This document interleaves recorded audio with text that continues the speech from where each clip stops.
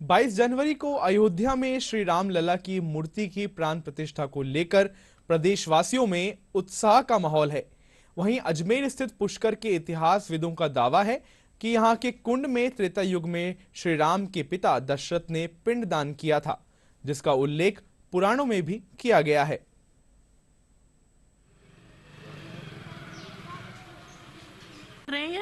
ये भगवान राम अपने पिता दशरथ के ये सुदाबाई गया कुंड है। यहाँ भगवान राजा रामचंद्र जी ने अपने पिता दशरथ जी के पिंडदान दिए थे बालू मिट्टी से। त्रेता युग में भगवान जब आए थे, जब अपने पिता के पिंडदान दिए थे। देव कार्य, पितृ कार्य, प्रेत कार्य। अधोगति जो मर जाता है, जिसकी गति नहीं होती, अकाल मृत्यु जो मर जाता है, जिसकी गति नहीं होती है, उसकी मोक्ष यही होती है।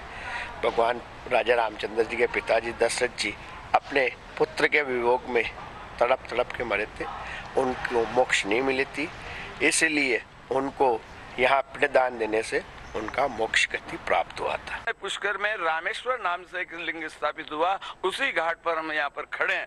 भगवान राम का पद्म पुराण के अंदर 2 बार पुष्कर आने का प्रसंग मिलता है। ऐसा वर्णन मिलता है, भगवान राम को अनेकानेक स्वप्न आते थे, पिताजी उनसे श्राद्ध तर्पण की कल्पना कर रहे थे, तो अत्रि ऋषि के पास में राम जी पहुंचते हैं और इस समस्या का समाधान मांगते हैं। तब वो बताते हैं, आपको मरुस्थल में जाने के पश्चात 2 पर्वत श्रृंखलाएं मिलेगी।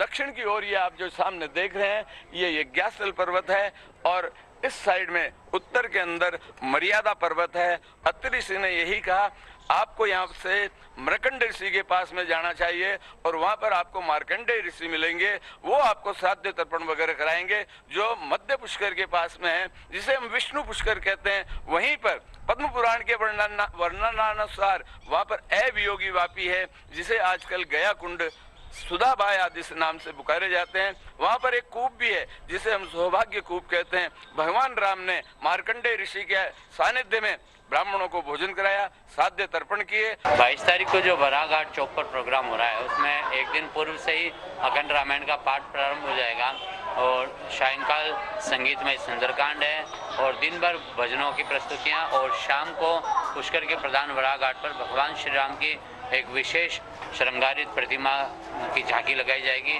और पुष्कराज महाराज की 51 बत्तियों वाला 51 महाआरतियां एक साथ की जाएगी।